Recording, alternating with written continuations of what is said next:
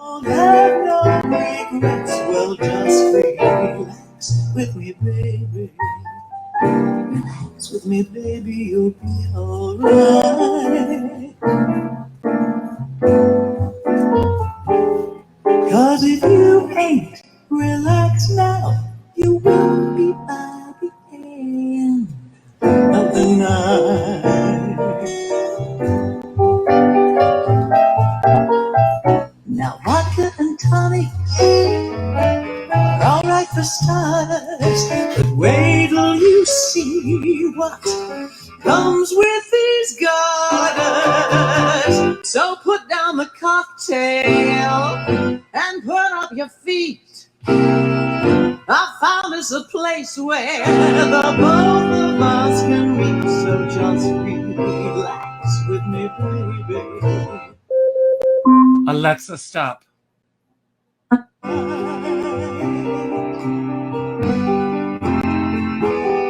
Cause if you ain't relaxed now, you will be by the end of the night.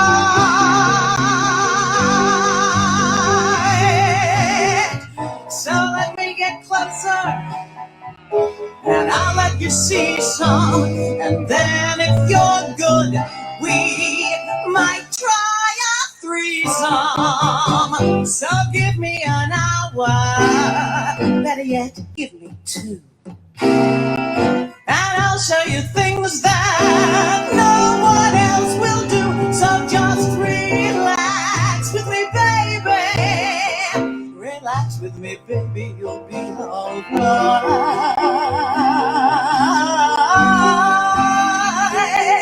'Cause if you ain't relaxed now, you will be by the end of the night. 'Cause if you ain't relaxed now, you will be by the end of the night.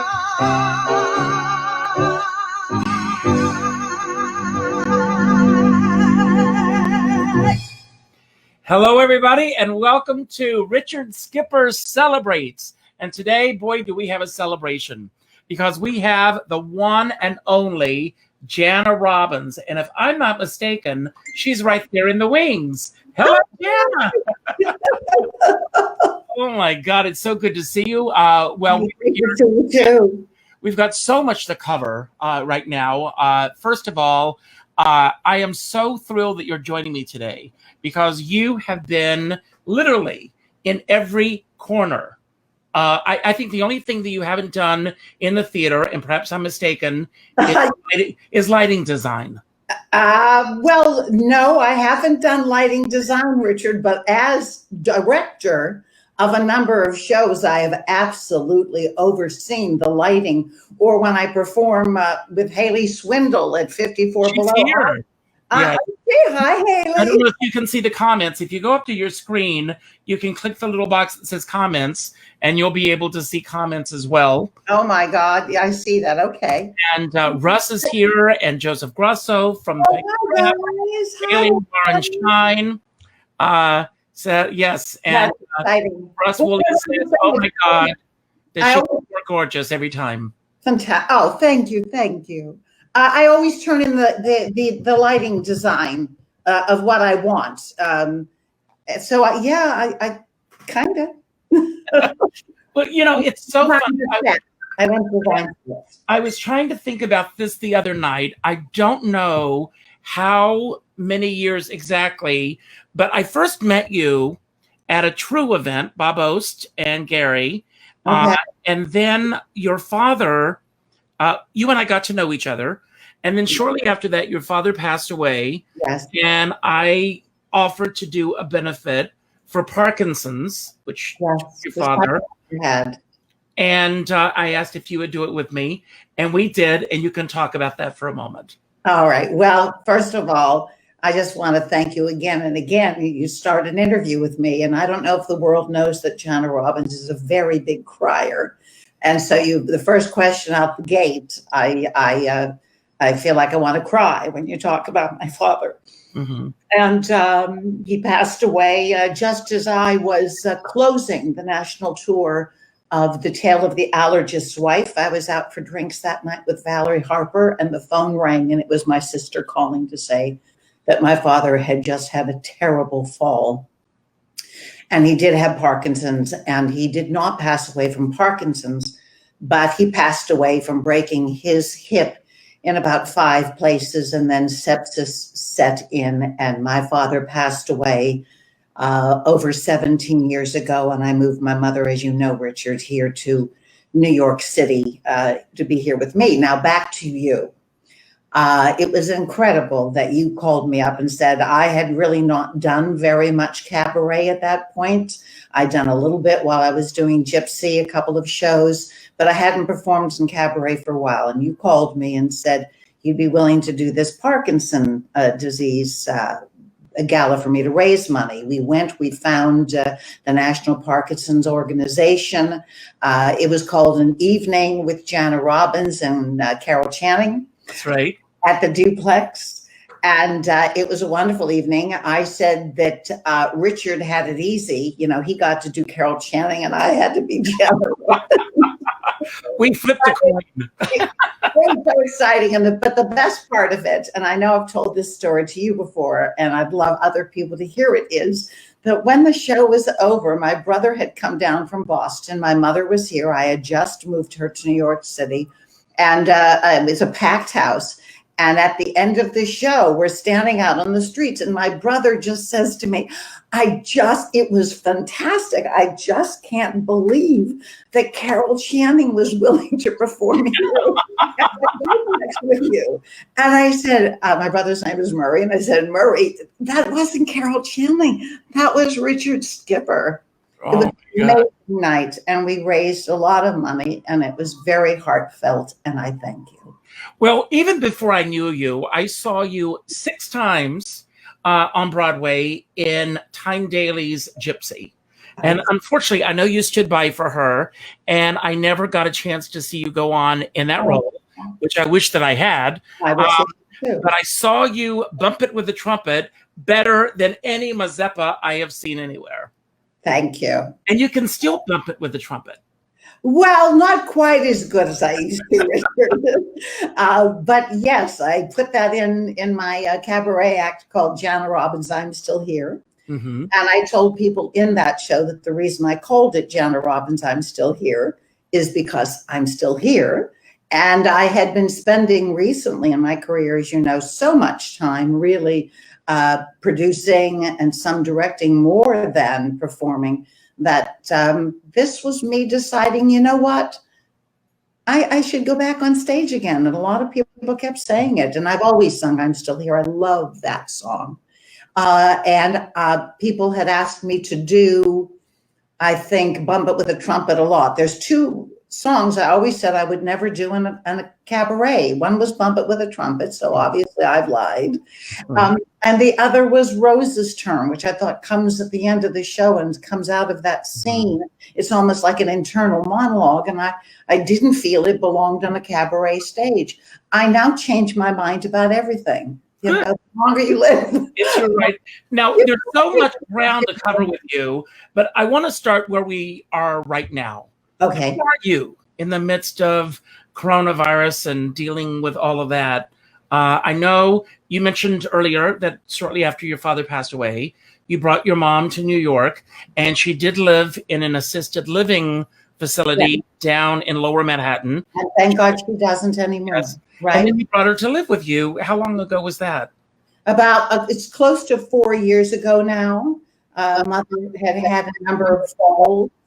And on top of that, I always give TMI. I don't know how to not keep talking about what something means to me. My mother also outlived my father's long-term care insurance. Because as you know, Richard, Mother turned 98 on Saturday. I know. We celebrated. Yes, we did. And so 4 years ago. From a distance, everybody. I want you all to know that. Yes, on Zoom, just like we're doing now.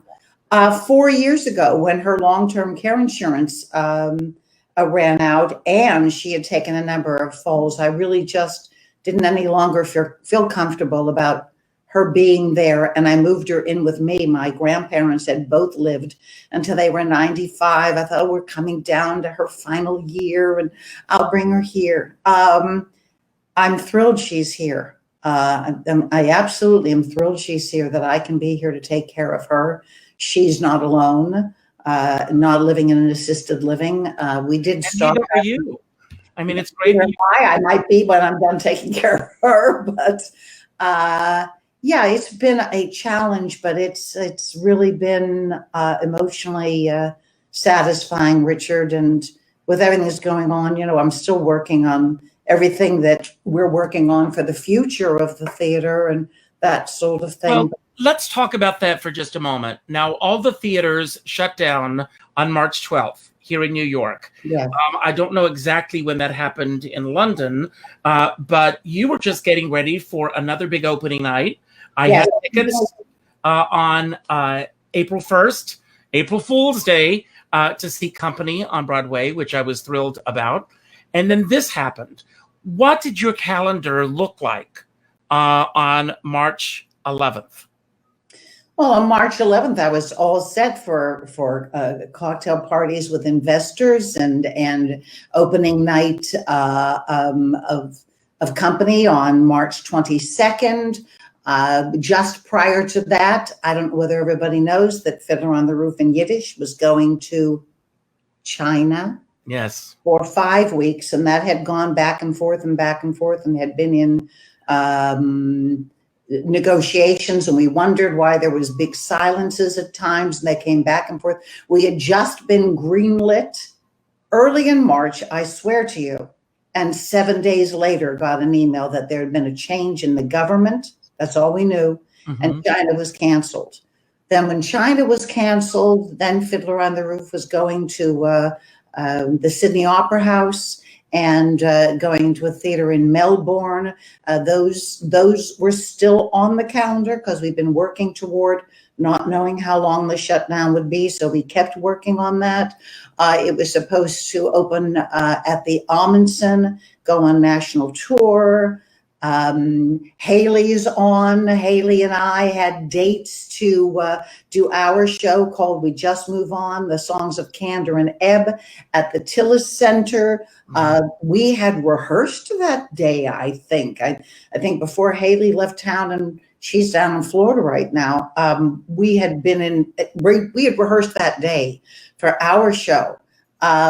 She's producing 2 shows with me in London. We were looking at what the next steps for those shows were. So I had an extremely full schedule on March 12th. Now, how are you able to do the work that you do as a producer in the midst of the coronavirus? Are you still doing Zoom meetings and everything moving? Yes. Sorry, go ahead. I'm sorry. No. Let you ask a question. Is everything moving forward as if, or is there like a stalled, a new word that I just made up, a stop halt type of thing happening? Everything that we have in development is still moving forward nicely, and that feels very good. The shows that didn't have specific dates that are being in development, there's still a lot of meetings and Zoom meetings going on. I don't want to talk about particular projects until they're really ready to go. But again, I bring up Haley. We're working on 2 things together. We're in meetings a lot. There's a lot going on. As far as Fiddler is going, we were having weekly meetings on Fiddler, moving toward the Australia production and the Amundsen production right up until about 2 weeks ago, when the seasons were delayed even further. So now we're really in a pause similar to what's going on for Broadway until we know when the theaters can open back up and where we stand. The meetings and the Zoom meetings, we're waiting. We're paused. I know there's so much that we don't know, and I know that there's so much that you do know that you can't talk about. But where do you see the future of, where do you imagine Broadway being 1 year from now? Well, I can tell you that I'm certainly seeing the development of so much going on right now. It's amazing how human beings can adapt and change so quickly, because right now I'm reading and I'm hearing from a lot of people that they are figuring out how to take shows online into episodics, into filming them and starting to look at, if we can't get Broadway back up, how do we deliver the product before we're back in the theaters? I do know that the Broadway League, and I know you know a lot about this too, is preparing us to understand that Broadway and large theaters maybe will have off-Broadway back sooner, or some of the smaller theater companies, but to get large groups of people on stage and in the audience, we will come back, excuse me, last.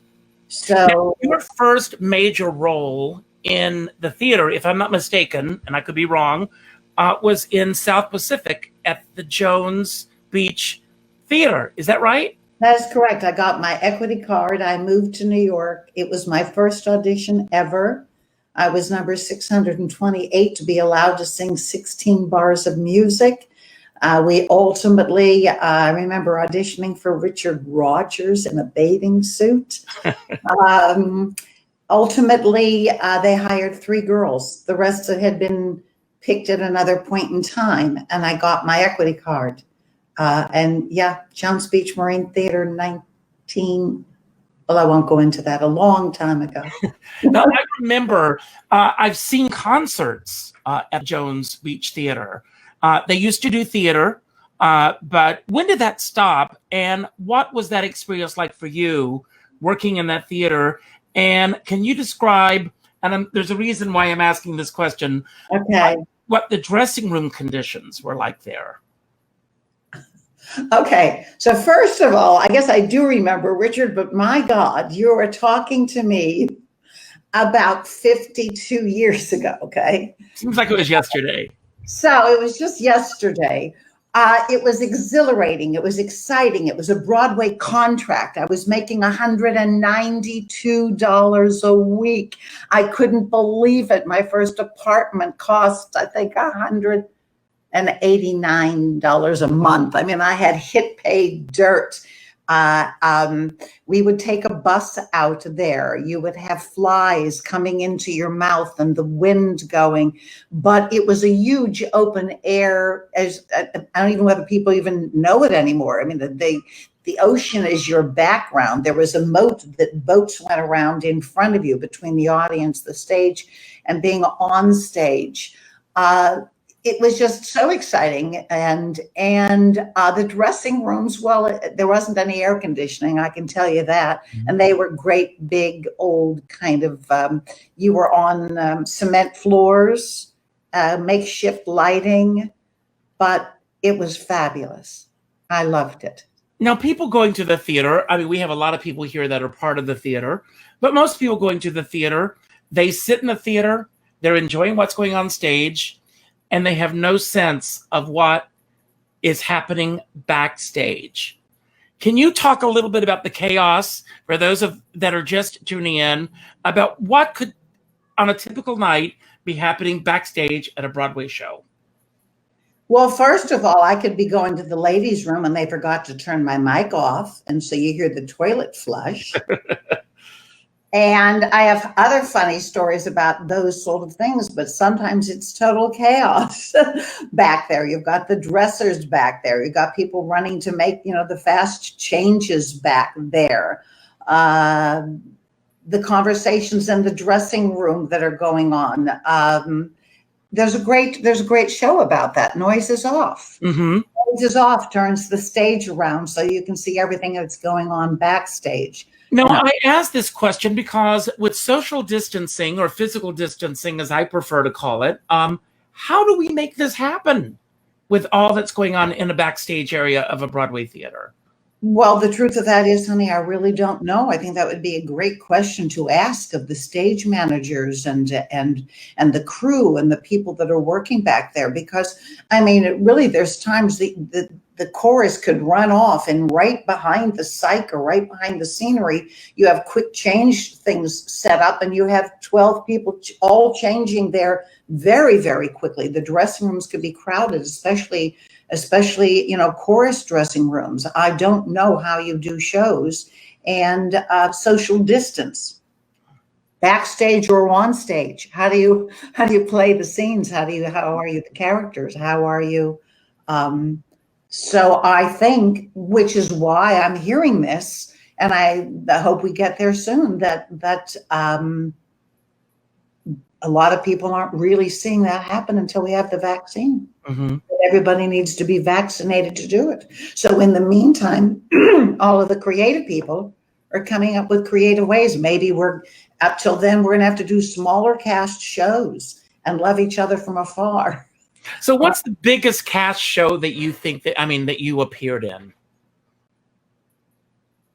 Gypsy was pretty darn big. I mean, there were at least 6 to 8 the young boys that were in the troops and the young girls that were in the troops. There were the children that had to grow to be older. I've never counted that cast, but I'd say it was pretty huge. And Jones Beach was similar, because when we did South Pacific, there was a huge.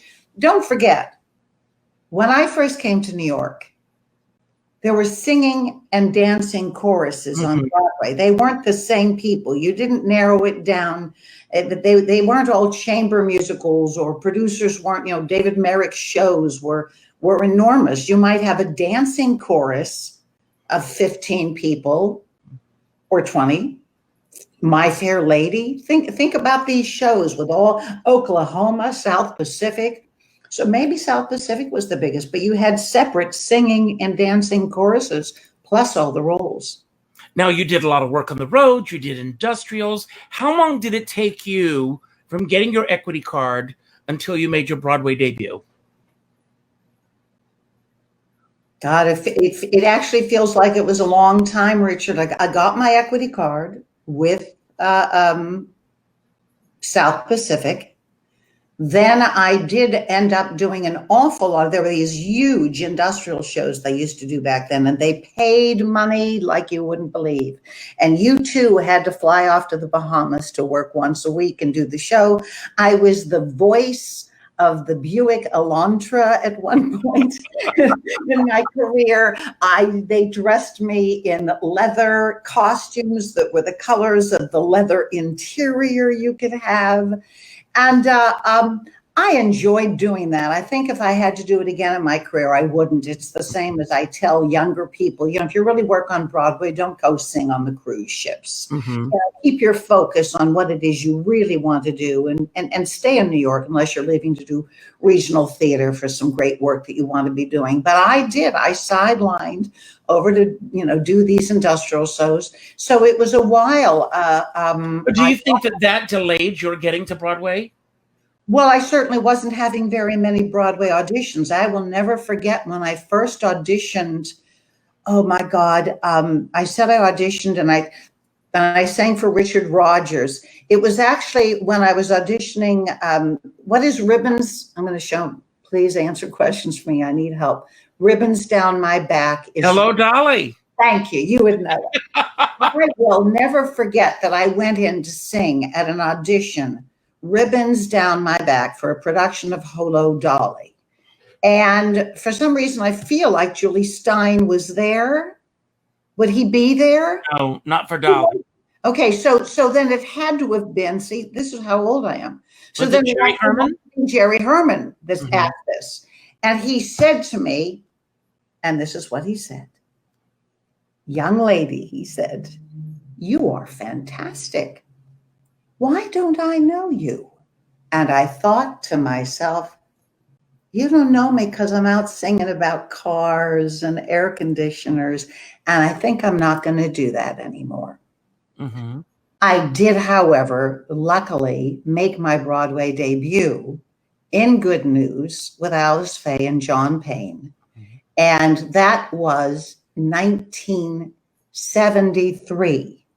And the first show ever that I'm telling you I was in the chorus of at Jones Beach was 1969. So I guess it really wasn't that long. But you know how the years, they go slower when you're young. And they you actually, back then I thought the 3 years was a long time because I wanted to be on Broadway when I arrived, you know. but you paid your dues. And what was the first show that you stood by for the leading actress for? Believe it or not, in good news, when I was also covering, who was I covering? Oh my God, I hope I don't have, Alice Faye. Alice Faye. I was also covering Alice Faye. I played one of the girls in the chorus who was a sorority queen, and I covered Alice Faye. Thank God I never went on. So that character was supposed to be 60-something. So when was the first time that you got that call? The leading actress is not going on tonight, and Jana, you're going on. Was that in Gypsy?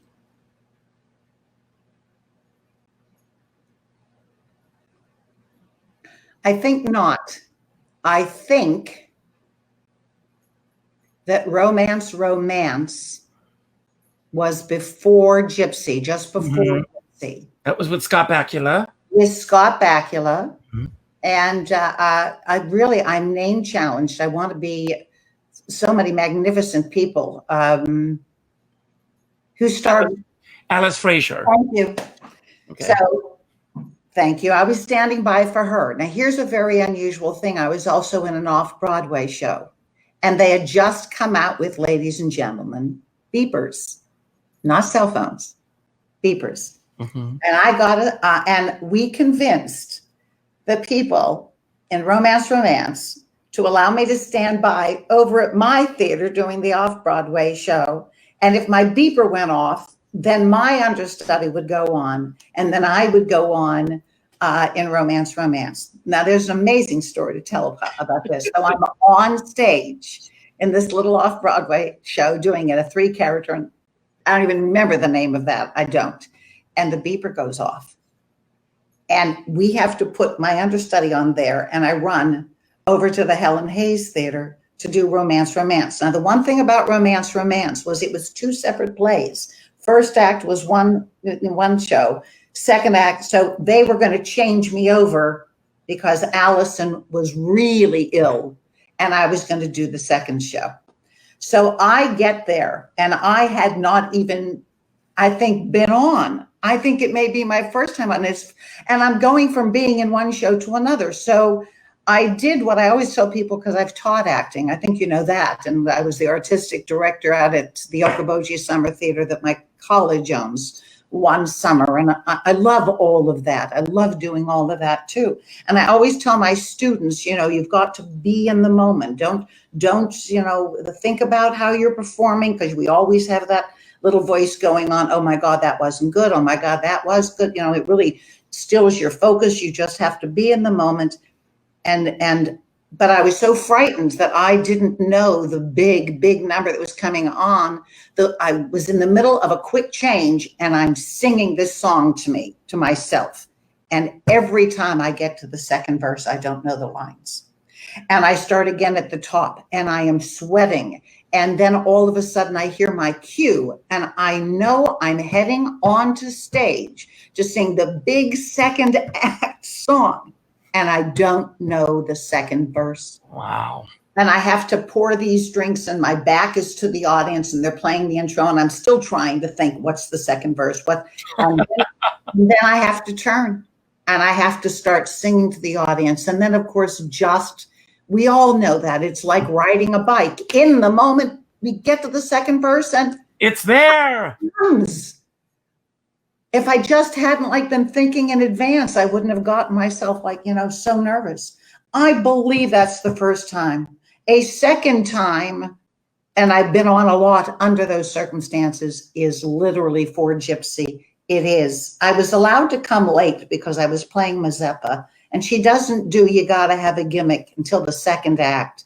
And I had, at that point, I think, oh God, I can't remember how old my son was, but I had a child at home and I had just separated and was going through a divorce. So I had to give my son dinner and then go to the theater. And I convinced them that I didn't have to come until the curtain's going up, that I don't have to come at a half hour. So I arrive at the St. James Theater about 10 minutes before places. And I always picked up food. That's when I was going to eat, not at home. And somebody comes and finds me sitting in the basement eating some chicken. And they said, Jana, what are you doing? I said, what do you mean? They said, you're on. I said, what? They said, they announced it at half hour. Oh my God. And I had 10 minutes. I didn't know I was on. We had just finished recording the album of Gypsy. And Tyne's voice was tired, or else she had a temperature too. I just can't remember which it was. Mm-hmm. But I had 10 minutes to get on that stage. Happened to me in Taylor the Allergist's Wife in the middle of a snowstorm too. Michelle Lee didn't make it, and they waited and they waited and they waited, and they didn't tell me I was on. And then I went up to the dressing room and I thought, it's curtain in 12 minutes. I think I'm going to start some makeup just in case. And guess when I found out that I was on?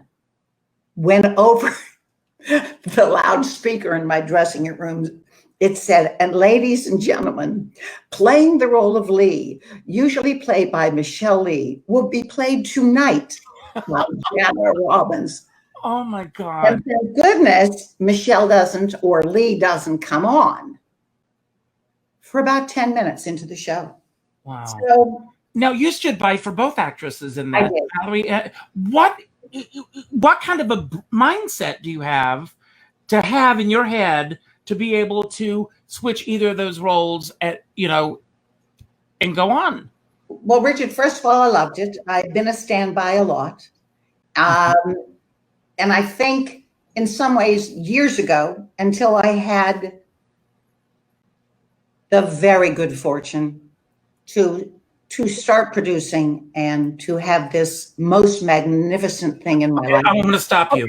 I want to wait for a second. I want to go there yet. Because you had a phenomenal career. Yeah. As the standby, you stood by for so many actresses. Do you know how many roles you actually stood by for? I don't. I mean, maybe, on Broadway and this and that, there's 5, 6, something like that. But what I was going to say to you is that at the time, I really wanted to play the roles, and I would get the standby, and I'd love these amazing roles. It worked for me. Not only did I get to play great roles because of it, it did pigeonhole me, Richard. It pigeonholed me into Jana Robbins. She's good under pressure. She delivers. When an audience is upset that the star isn't there, she'll make them forget how upset they are. And I was very, very proud of that aspect of it. And on the other hand, I told you I went through a divorce. Mm-hmm. So it let me stay home. I was home standing by for leading roles on Broadway right through the final years of my son being in high school. So I could call in and I would go down and be on stage when they needed me. But the rest of the time I was almost home being a mother. Now I want to say Melody Wolford is also here. And she has stood by for a lot of people as well. Melody, we've got to do an interview. But with you, what makes someone a great standby or understudy in your own words? I really feel that one, it's working under pressure, the ability to learn quickly, and I do, to deliver under pressure, and I guess I do. Mm-hmm. Also, for me, people would say, well, but then you don't really get to do the part. You're just mimicking somebody else. Because I do want to get back to the question you asked me about Allergist's Wife. But Tyne Daly's performance in Gypsy was magnificent. To have the opportunity to stand by for someone who you admired. What the hard part of this is standing by for somebody, you're going, oh my God, they stink. It should be me. It should be me. And you're sitting there. Don't name names. Terrible, right? But with time, I would go, oh, I was proud. And I understood what she was doing. And I had the ability to step into and not only mimic what she did. I gave that performance, which was directed within an inch of its life by Arthur Lawrence, that I had the ability to make it my own. It didn't matter if I was playing the same moment, the same objective, or doing the same blocking. It was still me. And I talk about that when I teach acting too. It's you've got to internalize it. What you're playing needs to come from inside of you. So everybody can say to be or not to be, but it's not going to be the same if you are going down and sourcing what you're doing. And I loved it. So with Allergist Wife, if I can continue on there, I had decided I wasn't going to stand by anymore. My agents and I had decided that I was in this thing where get Jana Robbins to be the understudy. I always was the standby. That's where I want to stop you. There are two things that I want to tell. First of all, I remember, I don't know if you remember this or not, but we were having a summer barbecue at our house, and your phone, I think that your first grandchild was on the way, if I'm not mistaken. But you were because I was producing the Jazz Age. But the phone rang, and I remember that each time the phone rang, you go, "Oh my God, they may be calling me into the theater." Okay. And so there was that feeling that you were ready to go if that happened. Luckily, it didn't happen. You were able to stay and enjoy the party. But I remember you and I having a phone conversation about 2 or 3 weeks after that, where you said to me, I need to stop doing this. I need to find where I really belong in the theater. And as wonderful as you were in that role, you felt that you no longer wanted to be that person. And then I wanted the role. I wanted to create roles myself. Mm-hmm. And I wanted the opportunity to create roles. And my agents totally agreed that if I continued to take standby roles, then I would never create the starring roles. And that's where I was when the exact same agent, may he rest in peace, Michael Hartig, called me. I loved him. And said to me, they are looking for someone. It was Tale of the Allergist Wife was in the smaller spaces over at City Center. And they were looking for someone now, show was open and running, to stand by and cover both Linda Lavin and Michelle Lee. And what I considered doing that, he said, I know you don't want to stand by anymore. Would you consider? And I thought, well, that sounds really challenging and exciting, because that's not standing by for one part. It's literally standing by for the 2 lead female roles in the same show. Said, let me go and see it. So I went and saw it in this 110-person studio over at City Center. And as I say to Charles Bush, I wish he was watching. I love him. I do too. Well, yeah, I sat there, and here's how Tale of the Allergist went. Line, laugh. Line, laugh. Line, laugh. Line, laugh. I mean, I was hysterical sitting there, and I thought, I've got to do this. And I came in and I auditioned for it for Lynn Meadow and for Charles Bush. And I felt that I knew both characters. I'm strangely enough actually more like the ditzy, funny Linda Lavin character who is the Allergist Wife. I loved playing it. And then I just knew this other sexy Michelle Lee thing, because that's what, I'm not trying to compliment myself. I realize what I just said. No, it's true. I looked like the Michelle Lee part. That's what people see me as from a distance, but actually I'm the kooky next door neighbor funny person. Mm-hmm. So I got to do both. And in doing both, I was always, when I was playing Michelle, I was working opposite Linda, hearing her lines it was very easy to play one role at the matinee and turn right around and play the other part in the evening, because I played both. And whenever I was on for one of them, I was rehearsing the other. And then you took over and did the national tour. And I took over and did the national tour when Valerie Harper came onto the national tour. I covered Valerie and then played the Michelle role. Yes. Now, when you auditioned for Charles and Lynn Meadows, were you able to negotiate if the show went on the road that you would be able to do that, or did that come much later? That came much later. I was boy, talk about things when they are lucky or beschert.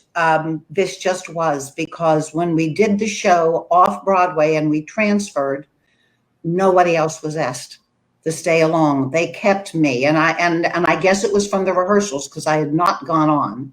Mm-hmm. And we had a 3-month hiatus from closing. It was the first time in my career.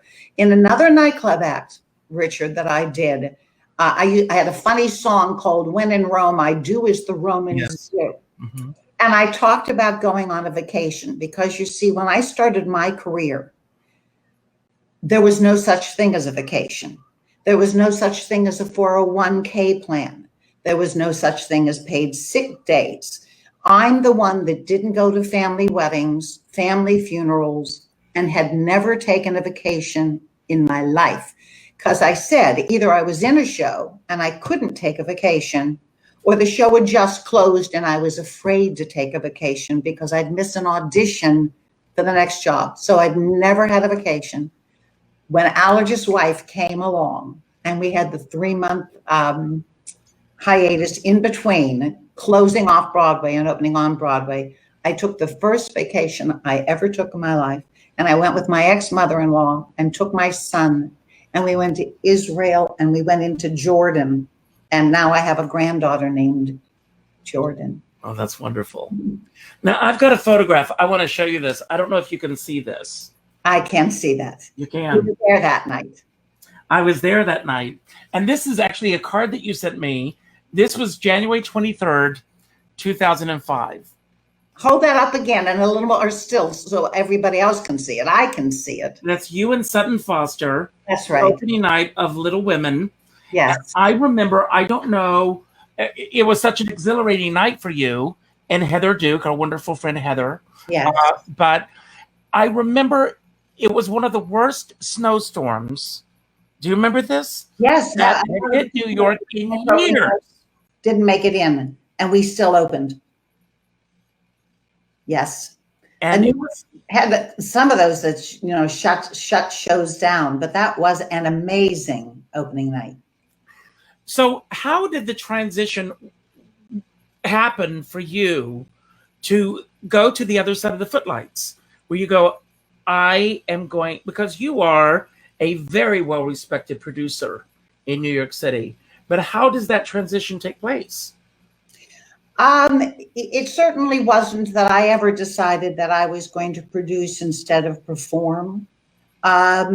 Years ago, after I started doing a lot of teaching, I just started becoming interested in directing and producing. And even while I was doing Gypsy, I think the first thing I ever thought of actually producing was a show called Broadway Jukebox that was produced by Eric Krebs. I had been in it.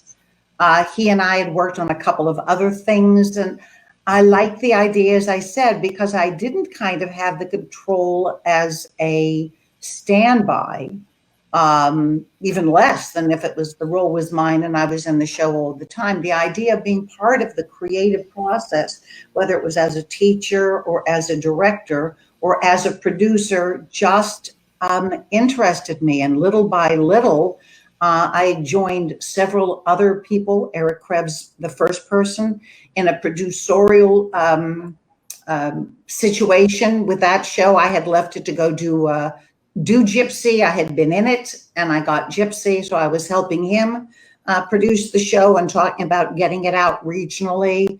And then I went out to California, actually to get my own TV series, because I thought, if I go out to California and get a TV series like Tyne Daly had, then maybe I could come back and be the lead instead of the standby.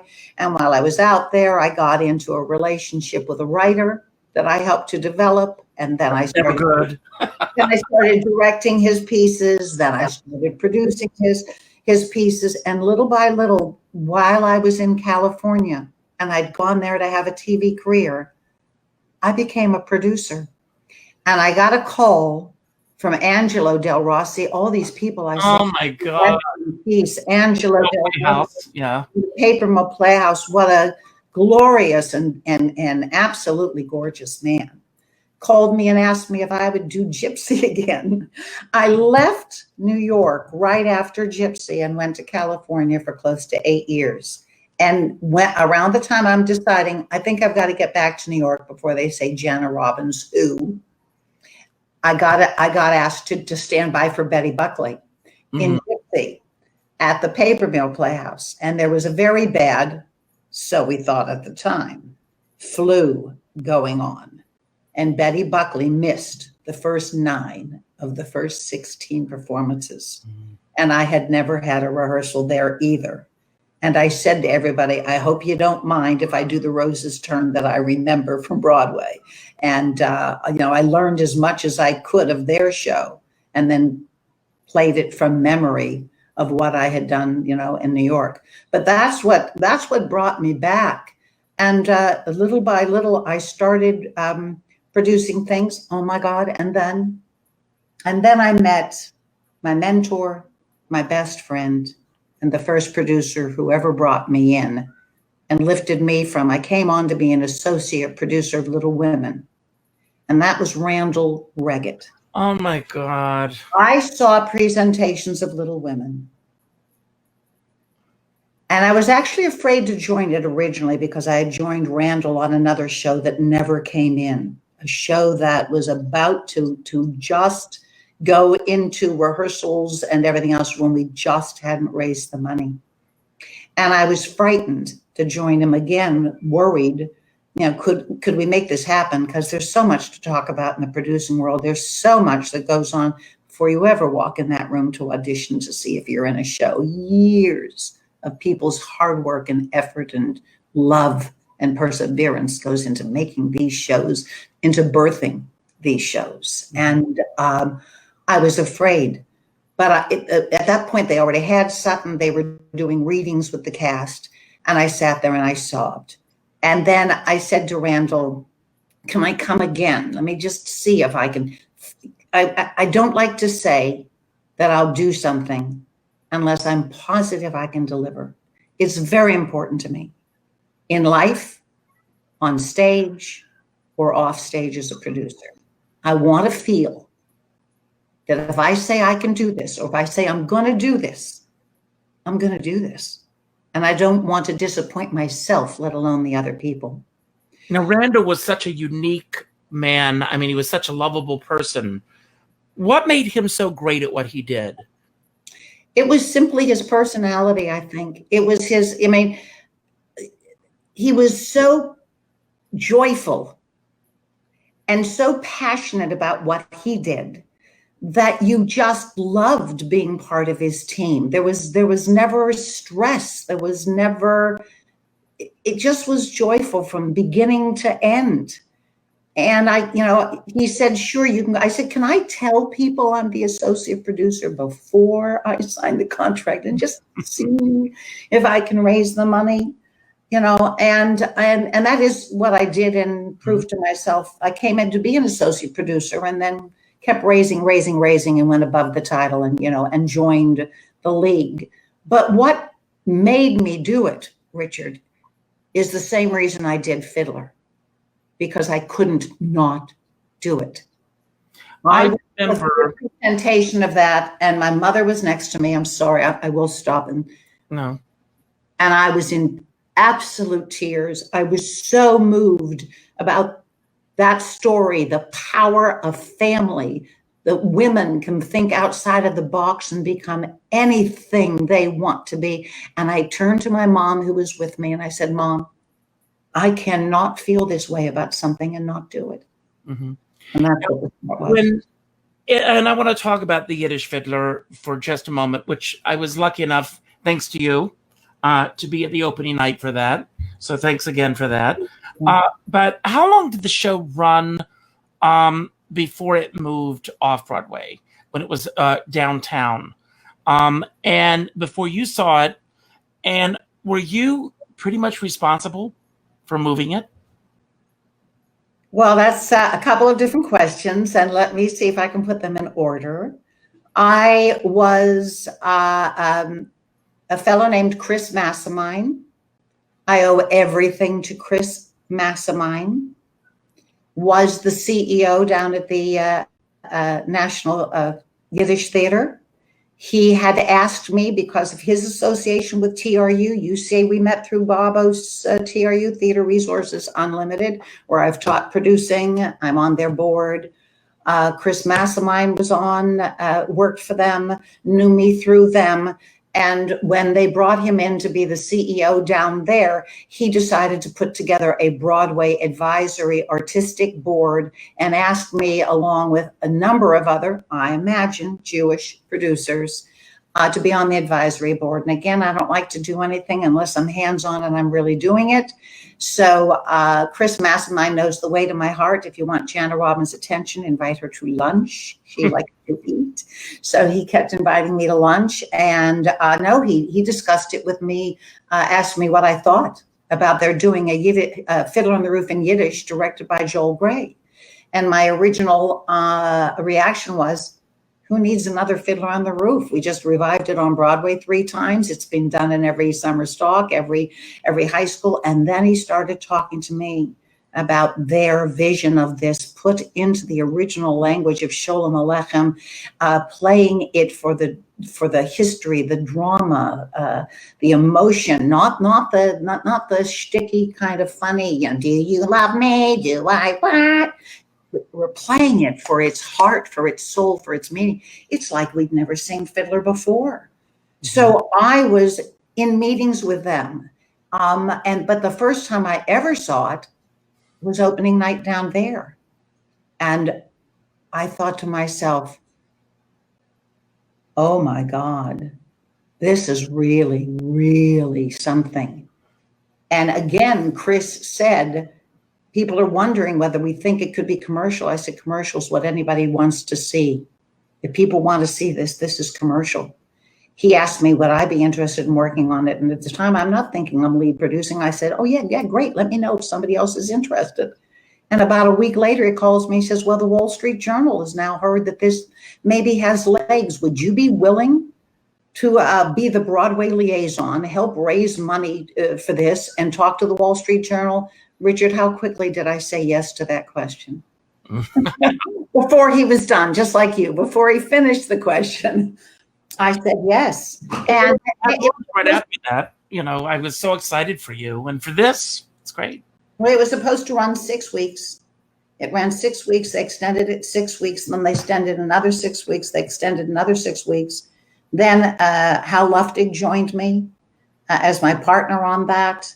Another wonderful person I'm so happy to have worked with. I don't believe it would have happened without Hal. Yes, I'm the producer. Yes, I think I'm integral in it starting and it happening, but Hal was a very, very strong producing partner. And we thought about moving it sooner, but we needed the right house. And there was only one house in New York that could house it. We didn't want to move it to Broadway. We didn't want to bring in the bells and whistles and compete with Hamilton and Moulin Rouge. We wanted it to stay what it was. And there was one house that could house it. And that house became available 3 weeks after we decided we were moving. Oh my God. Wow. Well, Jana, we're almost at the end of our program. Can you believe it? No. It flew. But, oh my God, I talk too much. No.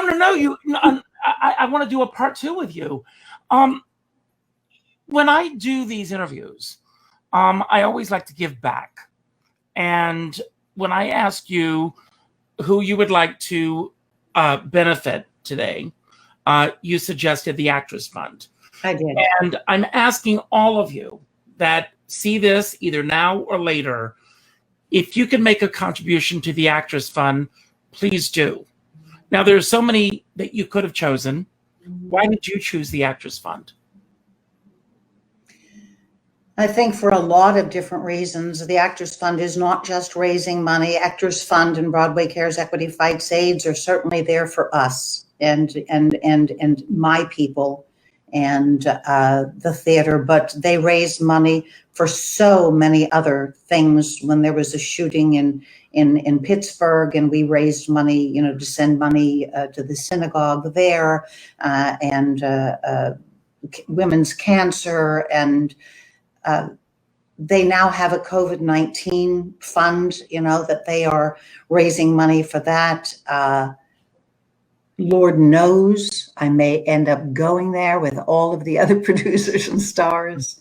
I just think it's an amazing organization, and it helps actors and everybody in the theater. And I even looked into it before I moved Mother into being here with me, Richard. They would have taken my mother. They would have helped me with Mother. But I also want to mention that they also help people who are not actors. Yes, I was trying to get to that. I just hadn't gotten to that part. Okay. Sorry. Maybe you can express that even better than I. No, but they do help. I mean, first of all people that are in the theater, and Billy Porter, who we both know and love, his mother is there. And so people who have relatives that need the support of the Actors Fund, they are really there, and especially now with COVID-19. And it's a very difficult time, that the Actors Home in Inglewood is going through, because they're on complete lockdown. I know. And there have been a couple of casualties. Russ and I had lunch there a few months ago, and we were in the sick room with a woman who was a puppeteer. She was 106. Oh my goodness. And it was COVID-19 that got her. So, God bless you. God bless the Actors Fund. Please, please, please. So we talked earlier at the beginning of this conversation. Where would you like to see Jana Robbins 1 year from now? Alive. Of course. I mentioned that I have a bunch of projects coming up. I'd like to see Jana Robbins in Australia and Los Angeles as the lead producer of Fiddler on the Roof in Yiddish.